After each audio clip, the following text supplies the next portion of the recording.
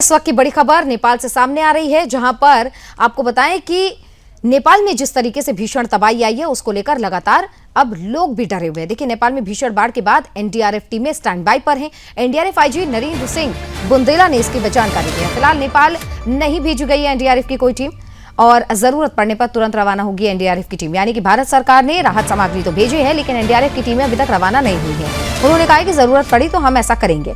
नेपाल सरकार के अनुरोध और भारत सरकार इस पर फैसला लेगा। भारत ने नेपाल के लिए 2 विमानें भेजी हैं। विमानों में राहत सामग्री और जरूरी दवाइयां शामिल हैं। अब तक भारत सरकार की तरफ से 2 कार्गो शिप भेजे गए हैं। 2 कार्गोज भेजे गए जिनमें राहत सामग्री और दवाइयां खास तौर पर ऐड की गई हैं। विशेष तौर पर आपको बताएं, एनडीआरएफ की टीम यानी कि एनडीआरएफ की जो आईजी है नरेंद्र सिंह बुंदेला, उन्होंने जानकारी दी है कि अभी तक ऐसा अपडेट सामने नहीं आया है, लेकिन अगर जरूरत पड़ती है, नेपाल की तरफ से अनुरोध आता है तो जरूर यहां से टीमें भेजी जाएंगी। यानी कि भारत अपने पड़ोसी देश के साथ बिल्कुल मजबूती के साथ खड़ा है। और आज से पहले भी कई बार ऐसा हुआ है जब भारत जो है हमेशा से अपने पड़ोसी देश की और जो देश मुसीबत में होते हैं उनकी रक्षा करता है। चाहे हम टर्की की बात करें, हम जानते हैं कि टर्की किस तरीके से भारत के खिलाफ काम करता है, लेकिन स्टिल जब टर्की में भूकंप आया था तो भारत ने मदद की थी। ये तस्वीरें देखिए, भयानक तौर पर ये जो तस्वीरें सामने आई, देखिए नेपाल तिब्बत सीमा पर कुदरत ने ऐसा कहर बरपाया कि देखते ही देखते पूरा इलाका मलबे, पानी और तबाही में बदल गया। 26 अगस्त को हिमालय इलाकों में ग्लेशियर का एक बड़ा हिस्सा ढह गया, जिसके बाद से बर्फ, चट्टानों और मलबों का भारी बहाव नदी में पहुंचा और देखते ही देखते विनाशकारी फ्लैश फ्लड आ गई। अमेरिकी भूवैज्ञानिक सर्वेक्षण यानी कि USGS के मुताबिक शुरुआती तौर पर जिसे भूकंप समझा गया था वो दरअसल ग्लेशियर और मलबे के खिसकने से पैदा हुआ भूकंपीय संतेज था। अब देखिए, बाढ़ का सबसे ज्यादा असर नेपाल के रसुआ, नुवाकोट और धांदिंग समेत कई जिलों में देखने को मिला है। भोटोकोशी और त्रिशूली नदी का जलस्तर अचानक बढ़ा और रास्ते में आने वाले घर, सड़क, पुल, वाहन और दूसरी बुनियादी सुविधाएं सबको बहाते लेकर चली गई। देखिए, जो जानकारी आई है सामने उसके मुताबिक कम से कम 19 मोटर बल पुल बह गए हैं। तबाही का अंदाजा इसी बात से लगाया जा सकता है कि नेपाल और तिब्बत को मिलकर सैकड़ों लोग अभी भी यहां पर लापता बताए जा रहे हैं, जबकि मौत का आंकड़ा लगातार बढ़ रहा है। 27 अगस्त की जो रिपोर्ट जारी की गई है उसमें नेपाल और तिब्बत में कम से कम 165 लोगों की मृत्यु की जानकारी सामने आई। वहीं इस आपदा में बड़ी संख्या में विदेशी नागरिक भी प्रभावित हुए हैं, जो लोग नेपाल घूमने गए थे। देखिए, लापता लोगों में भारतीय नागरिक और कैलाश मानसरोवर यात्रा पे गए श्रद्धालु भी शामिल हैं। नेपाल में शुरुआती जो आधिकारिक आंकड़ा सामने आया है उसमें 133 भारतीयों के लापता होने की जानकारी सामने आई है। उधर नेपाल में राहत और बचाव अभियान लगातार जारी है। इधर नेपाल के प्रधानमंत्री बालेन शाह के मुताबिक रसुआ के तिमोरे इलाके में नेपाली सेना ने 116 लोगों को सुरक्षित बाहर निकाला, जिनमें से 95 नेपाली हैं, वहीं 21 भारतीय नागरिक इसमें शामिल हैं। इसके अलावा एक सुरंग से 7 नेपाली नागरिकों को सुरक्षित बाहर निकाला गया। रेस्क्यू ऑपरेशन के लिए 15 से ज्यादा हेलीकॉप्टर्स उड़ानें भर रही हैं और अतिरिक्त हेलीकॉप्टर स्टैंड बाय पर है। अब अगर हम बात करें भारत की मदद की, तो नेपाल इस त्रासदी के बीच भारत के राहत अभियान में तेजी से मदद पहुंचा रहा है। देखिए, भारत ने बुधवार को वायुसेना के जरिए, जिसका विमान संख्या C-130J विमान से पहली खेप 10 टन मानवीय सहायता और जरूरी दवाइयां नेपाल भेजी गई। इनमें अस्थायी आश्रय, कंबल, हाइजीन किट, सोलर लैंप और दवाइयां जैसी जरूरी सामान शामिल थे। इसके बाद भारत ने गुरुवार यानी कि आज राहत सामग्री की दूसरी खेप रवाना की। भारतीय वायुसेना के विमान द्वारा भेजी गई 37 टन से ज्यादा की सामग्री और कुछ दवाइयां इसमें शामिल है। खाद्य पैकेट भी इसमें है, यानी कि जो लोग प्रभावित हैं उन तक ये सीधी मदद पहुंचाई जानी है। यानी कि दोनों खेप को मिलाकर भारत ने अब तक 47 टन से ज्यादा राहत सामग्री जो है नेपाल को भेजी है। विदेश मंत्री डॉक्टर एस जयशंकर ने यह भी कहा कि भारत नेपाल के अधिकारियों के लगातार संपर्क में है और राहत अभियान में मजबूती से सहयोग जारी है।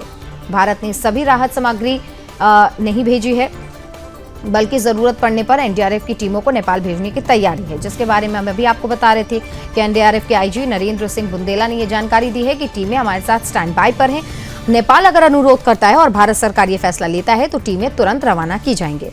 फिलहाल एनडीआरएफ की टीमें स्टैंड बाय पर रखी गई हैं और नेपाल सरकार औपचारिक मदद मांगती है तो भारत सरकार मंजूरी देगी और तुरंत टीमों को यहां से रवाना किया जाएगा। भारत ने अपने सीमावर्ती राज्य यानी कि उत्तर प्रदेश और बिहार को भी अलर्ट मोड पर रखा है।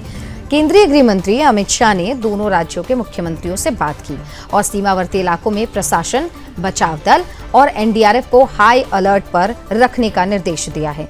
केंद्रीय जल आयोग के इनपुट के मुताबिक नेपाल से अचानक बढ़े पानी का असर निचली ओर गंडक नदी तक पहुंच सकता है।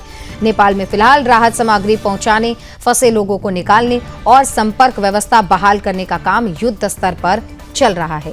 प्रभावित इलाकों में जनरेटर, मेडिकल सामान, टेंट, मोबाइल टावर और मलबा हटने वाली जितनी भी मशीनें हैं उनको भी भेजा जा रहा है ताकि जल्द से जल्द काम शुरू किया जा सके।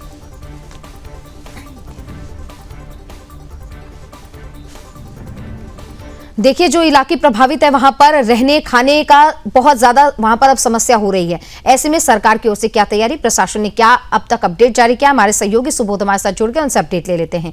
सुबोध, सबसे पहले तो ये जानना है कि क्या जानकारी अब तक का ताजा अपडेट क्या कहता है, कितने लोगों की मृत्यु और अब तक कितने लोग लापता बताए जा रहे हैं? बिल्कुल सुमित्रा, आपको बता दें कि अभी नेपाल में जो ये तबाही जो मचा है, इस तबाही में लगभग 200 से अधिक जाने जा चुकी है। उनकी शवों को शवगृह में रखा गया है।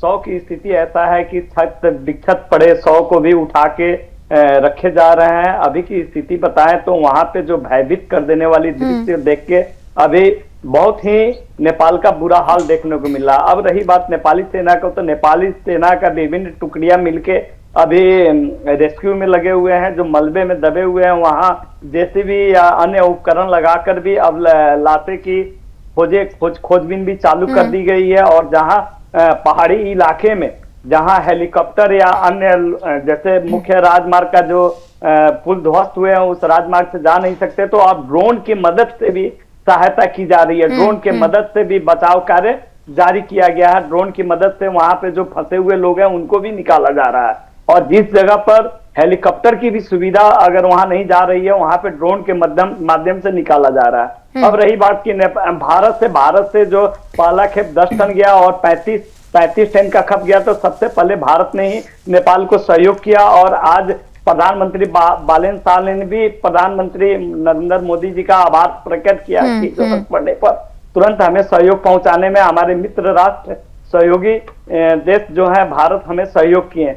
इसको लेके नेपाल की जनता में भी काफी हर्ष व्याप्त है।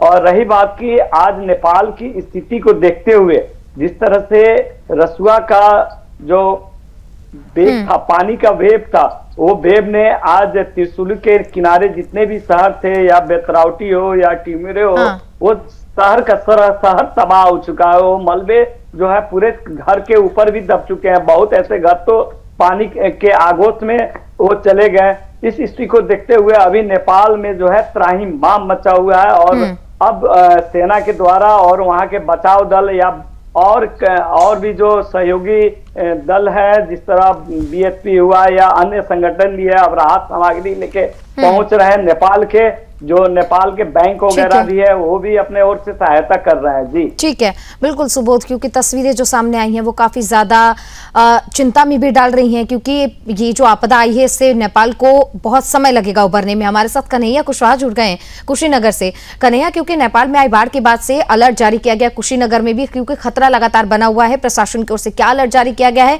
और निचले इलाकों में क्या तैयारी? जी, प्रशासन की तरफ से कल जो है कि डीएम और एसपी मौके पे पहुंचे। जो गंडक बड़ी नदी है जहां बाढ़ की खतरा बनी हुई है, वहां पे नारायणी नदी के नाम से जाना जाता है कुशीनगर में। और जो नेपाल में जिस तरह से तबाही मची हुई है उसको देखते हुए कुशीनगर बॉर्डर पड़ता है नेपाल का, और पानी कुशीनगर में आना तय है। अभी पूरी तरह से पानी कुशीनगर में आया नहीं है, लेकिन तैयारियां तेज है। डीएम के तरफ से पूरी आदेश है, तो वहां पे पूरे एफडीआरएफ की टीम वहां लगा दी गई है। चारों तरफ जितनी भी प्रशासनिक टीमें हैं हाई अलर्ट पर है, क्योंकि तैयारियों के साथ ग्रामीणों के गांव में घूम घूम के डीएम और एसपी जो है कि ये संदेश दे रहे हैं, समझाया जा रहा है कि कोई भी नीचे न जाए, नदी के किनारे न जाए, और नीचे से सबको ऊपर लाया जा रहा है। जो निचली जगह पे है उनको सबको ऊपर लाया जा रहा है, ताकि वो इस बहाव से, इस तबाही से बचाया जा सके कुशीनगर में रहने वाले उन लोगों को जो काफी समय से वहां पे रह रहे हैं। और वो लोग अपने घर से अब ऊपर आ गए हैं। जो माल है, बकरियां हैं, जो जानवर हैं, उन सबको उठा के ऊपर लाया जा रहा है, नदी के किनारे से दूर किया जा रहा है, ताकि इस तबाही से कुशीनगर में बचा जा सके। ठीक है, यानी कि कुशीनगर में तैयारी पूरी की जा रही है ताकि किसी की जान माल की क्षति ना हो। सुबोध, क्योंकि ये भी आपसे जानना होगा, प्रशासन की ओर से तो तमाम कवायदें की ही जा रही हैं, लेकिन खतरा अभी तक टला नहीं है। कहां कहां पर अभी अलर्ट जारी किया गया हाल फिलहाल में, क्योंकि जो हम रिपोर्ट पढ़ रहे थे उसमें यह भी कहा गया था कि अभी 2 दिन नेपाल के लिए और भी ज्यादा जो है चिंता वाली स्थिति पैदा कर सकती हैं। तो क्या प्रशासन की ओर से और आगे के लिए अलर्ट जारी किया गया है? ही रसुआ बाढ़ ने 5 जिलों को प्रभावित किया था। उस 5 जिलों में नेपाल सरकार के द्वारा सोशल मीडिया एवं वहां के जिला स्थानीय पुलिस के द्वारा भी माइकिंग कराई गई। आनन फानन में नहीं तो और भी बहुत ज्यादा नुकसाने होती। और आपको अभी भी बता दें कि जो गोरखा, नुआकोट, त्रिशूली, चितवन, ये जो 5 जिला है, 5 जिलों होके गुजरती है ये नदियां में अब पानी जल स्तर तो घट गया है, मगर ये पहाड़ी बिहार के सीमाई क्षेत्र या यूपी के सीमाई क्षेत्र में अब बढ़ने लगी है। रही बात, अब थोड़ी देर पहले की बात है कि बिहार के सम्राट चौधरी मुख्यमंत्री जो हवाई सर्वेक्षण करके गंडक बैराज का भी सर्वेक्षण किया और वहां जाके भी हालचाल जाना है। और वहां के स्थानीय प्रशासन को भी उन्होंने सख्त निर्देश दिए है कि हम लोग जिस तेजी से कार्य किए हैं वो तेजी बनाए बरकरार रखे, 24 घंटा हेल्पलाइन नंबर जो है एकदम दुरुस्त रखे, इस तरह के निर्देश देकर वहां से निकल पड़े। ठीक है, ठीक है। हमारे साथ कन्हैया लगातार बने हुए। कन्हैया, क्योंकि जैसा कि सुबोध ने बताया कि बिहार के मुख्यमंत्री बिल्कुल तत्पर नजर आ रहे हैं, हवाई सर्वेक्षण भी उन्होंने किया और इलाकों पे नजर रखने के लिए कहा है प्रशासन को। कुशीनगर में क्योंकि डीएम खुद भी तत्पर नजर आ रहे हैं और सीएम योगी ने कहा है कि पूरा इलाका किस तरीके से आप लोग उसको चेंज करेंगे, क्या बदलाव करेंगे, क्या तैयारी करेंगे, आप लोगों के ऊपर है, लेकिन जानमाल की क्षति नहीं होनी चाहिए। ऐसे में जब प्रशासन जमीनी स्तर पर उतर रही है तो लोगों को क्या चेतावनी दी गई है सतर्क रहने के लिए? क्या उनको कहा गया है कि निचले इलाकों को खाली करके ऊपर की तरफ चले जाइए? क्या वो पूरी तैयारी है जो प्रशासन की ओर से खासा तौर पर आज 1-2 दिन में देखने को मिल रही है? जी, कुशीनगर में जिला अधिकारी और पुलिस अधीक्षक की तरफ से ये सबसे बड़ी पहल है कि गांव में हर घर जा रहे हैं, घर घर जा रहे हैं, हर ग्रामीणों से मिल रहे हैं वहां पे, और यही बताया जा रहा है कि किसी भी अफवाह में आप लोग न पड़िए। प्रशासन की तरफ से सारी जानकारियां दिया जा रहा है, उस न्यूज के द्वारा भी दिया जा रहा है। वहां पे पुलिस घूम घूम के माइक पे अनाउंस कर रही है, बता रही है। वहां पे जो हॉर्न बजाया जा रहा है, जो कि और कहा जा रहा है कि आप लोग किसी भी हाल में नीचे नहीं जाना है। ठीक है, नहीं आपसे समझना चाहेंगे क्योंकि कुशीनगर के बाद एक तस्वीरें बिहार से भी काफी चिंताजनक आ रही हैं, क्योंकि बिहार में भी बाढ़ का खतरा बना हुआ है। हालांकि सीएम बिल्कुल एक्टिव नजर आ रहे हैं, लेकिन ये बिहार यूपी में जिस तरीके से त्रासदी का खतरा बना हुआ है, ऐसे में प्रशासन अलर्ट नजर आ रही है। साफ तौर पर जो तैयारियां जमीनी स्तर पर देखने को मिल रही हैं वो क्या?